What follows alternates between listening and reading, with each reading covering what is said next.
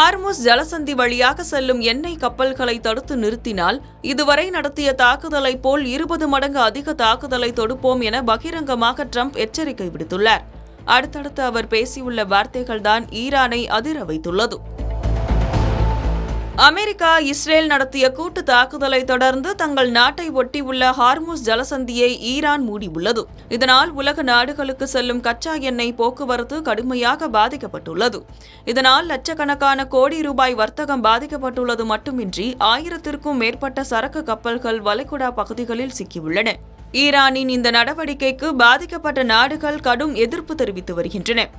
அந்த வகையில் அமெரிக்காவும் ஈரானுக்கு கடும் எச்சரிக்கை விடுத்திருந்தது. ஆனால் ஈரான் இந்த விவகாரத்தில் பின்வாங்கவில்லை. இந்த நிலையில்தான் ஈரானுக்கு மீண்டும் அமெரிக்க அதிபர் ட்ரம்ப் பகிரங்க எச்சரிக்கை விடுத்துள்ளார்.